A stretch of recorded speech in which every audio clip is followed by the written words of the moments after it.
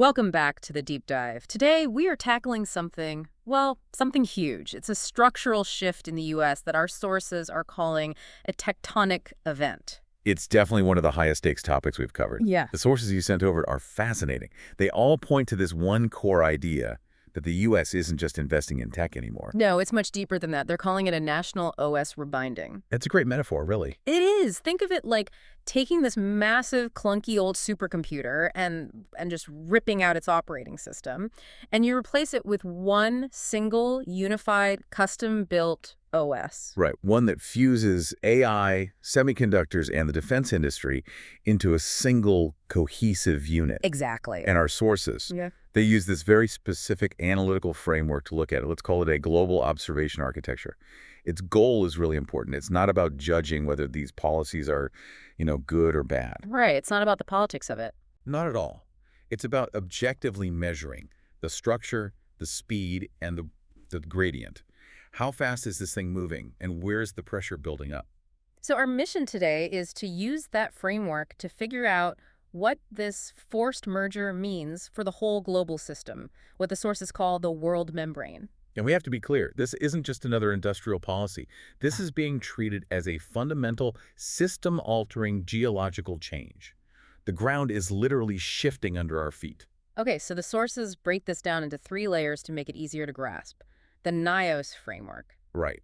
Narrative, interest, and the operational system itself. You really have to look at them in that order to understand the incredible speed of this shift. Let's do it. Let's unpack that, starting at the top with the N layer, the narrative. So this is the story they're telling, right? The public justification. Precisely.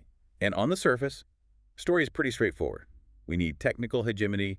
We need to counterbalance China. That's the part everyone hears. But the sources dig deeper. They point to how the language around AI is changing. That's the critical piece. AI isn't just an economic tool anymore. It's now being explicitly codified as the foundation of national security. And you see that language popping up everywhere, right? In defense bills, executive orders. The sources point out how even open source AI is now framed as a potential national security risk. It is. And that redefinition, it changes AI from just a product into a strategic asset. That's the first step. And that narrative then enables the next layer down, the I layer, interest and intention. This is the why behind it all. This is where you see the alignment of goals, of profit motives. The sources call it a nonlinear combination of interests. Meaning the whole is much, much greater than the sum of its parts. Much greater. You're talking about 3 groups that have historically been, well, separate worlds. The Pentagon, Silicon Valley, and the semiconductor industry. They've worked together before, of course, but this seems different. It's a complete alignment of their core objectives. Think about it. The GFKS Act funds domestic manufacturing, but it also gives the Pentagon R&D access. Defense agencies are now funding AI firms in ways that look exactly like venture capital. So wait, defense gets rapid innovation, which it desperately needs. Right. Silicon Valley gets huge, stable, long-term government contracts. The kind of money you can build a company on. And the chip industry gets protected markets and massive subsidies. It's a perfect feedback loop. It's a powerful, self-reinforcing loop, and that's what gives this rebinding so much momentum. It's not being pushed from the outside. The internal engine is just roaring. Which brings us to the deepest layer, the OS layer, the operational system rewrite. This is where the actual fusion happens. Exactly. This isn't just a memo saying work together. The individual operating systems, the militaries, the civilian AI worlds, the semiconductor supply chains are being structurally forced to integrate. What does that actually look like on the ground? A structural rewrite sounds dramatic. It is. It means things like decision-making protocols, data security standards, even how you tolerate failure. All of that is being unified. When the sources call it a terrain change, they mean the whole landscape is being redrawn. So if you're another country, you're no longer competing against a few separate American companies or universities? No. You're now facing a single, massive, interlinked technological security machine. The structural power that creates, almost overnight, is enormous. Okay, this is where it gets really fascinating for me, because if you force all these different systems together, and at this incredible speed, you're going to get friction, a lot of it. Immense friction. And the sources have a name for it, shear. Shear. Tell us what that means. Shear is it's the stress you get when different layers of a system are moving at completely different speeds. The best analogy really is two tectonic plates grinding against each other. So on one side, you have the fast layers, Uh, the high-speed plate. right. That's the AI models updating weekly, sometimes daily. It's the semiconductor subsidies and export bans being rolled out in months. It's defense procurement being fast-tracked. Basically, the tech and policy layers moving at light speed. And on the other side, you have the slow layers, the heavy, slow-moving social and political plate. Okay, so that's Congress, which can take years to pass anything. That's our ethical values, which take generations to evolve. It's the regulations across 50 different states. It's the labor market trying to adapt. And the sources say the U.S. is in a speed difference burst right now. The fast plate is basically dragging the slow plate along with it. And that grinding, that dragging, generates an incredible amount of friction, heat of shear. And that heat has to build up somewhere. Which leads to this paradox, the sources point out, something they call the suspicious silence. It's a deeply counterintuitive idea, but it's critical. It is, because logically, if you're talking about meshing the Pentagon with Google, controlling key technologies, redefining modern warfare, you'd expect a huge, screaming public fight about it. You'd expect protests, congressional hearings going wild, constant media debate. That's how the system normally releases that friction heat. But we're not seeing that. The sources observe an abnormal silence. And that silence is what the framework defines as calcification. It means the pressure isn't being released, it's building up internally, while the surface, the public debate, stays hard and static. So going back to the tectonic plate analogy, it means the pressure isn't being let out in small, regular tremors. Exactly. It's building and building deep underground. And the implication is, well, it's severe. If that calcification continues, the pressure will be released gradually. It'll build up until the whole structure just snaps. A single systemic failure, what the sources call a brittle fracture.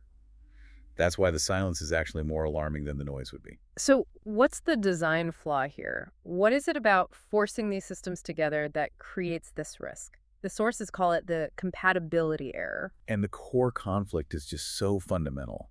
You're forcibly connecting the National Security OS to the Civilian Innovation OS. And they're built on completely opposite values. Completely antithetical. The Civilian AI OS, the Silicon Valley model, it runs on freedom, experimentation, rapid release. Move fast and break things. Exactly. It needs open access. It needs to tolerate failure because that's how you innovate. Whereas the Defense OS, it's the exact opposite. It demands secrecy, security above all else, extreme management. The tolerance for failure is basically zero. The time scales, the ethics, the idea of risk, they are just fundamentally incompatible. And we're already seeing this friction pop up in the real world. This isn't theoretical. No, it's already happening. You're seeing ethical resistance from top AI researchers who just won't work on weaponization projects. You see huge internal fights inside the big tech companies. Right, trying to balance these massive defense contracts with their public image and their own employees' values. And then there's a regulatory friction. The federal national OS wants one set of rules, but you have state governments, corporate self-regulation. It's a mess. This compatibility error might be the biggest ticking clock in the whole system. And this whole internal rewrite, it's obviously not happening in a vacuum. It's pulling on that world membrane. So let's talk about the ripple effects on other countries, starting with a close ally like Japan. The impact on Japan is profound. The sources describe them as being pulled into subordinate operations under this new U.S. OS. So it's not really a choice for them. Not entirely. Their reliance on U.S. security, on U.S. chip tech, their whole position relative to China. It means their own national policies get structurally dragged along by the American rewrite. So everything from their own semiconductor investments to their defense posture has to be compatible with the new U.S. system. It has to align, or they risk being cut out of key supply chains and security frameworks. It's an enormous structural pull. And China, what's the reaction there? Immediate acceleration. They will, without a doubt, speed up their own AI military applications in response. But the sources point to a really interesting structural dynamic here. Which, even with all its economic problems, local debt, a slowdown, the one part of the Chinese system that can still execute a massive nationwide OS update quickly is the military-industrial sector. This U.S. move basically forces their hand and reinforces that dynamic. Cool. And what about Europe? Well, Europe has put a huge amount of effort into building its own very unique AI regulatory OS. It's all about ethics, transparency, consumer rights. kind of like GDPR for algorithms. Which sounds good, but But it creates a massive structural incompatibility with the new American OS, which is all about speed, security, and practical application. Europe's focus on, you could say, ethical purity. it could end up walling them off. That's the risk. The sources call it OS isolation. Their system, by being so different and so much slower, might make them unable to connect to or even compete with the high-speed system being built in the US. So if we pull all of this together, what's the one-line summary from the sources? It's that the United States is deep in the process of integrating AI, semiconductors, and defense into a single national OS.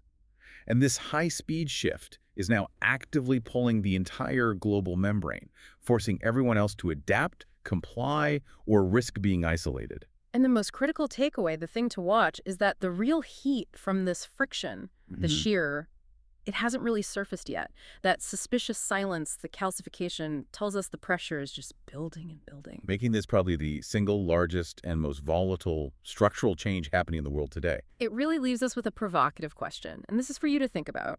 Since this is all happening at the deep, technical, operational level, where do you think the first brittle fracture will be? Where does the system actually break first? Yeah.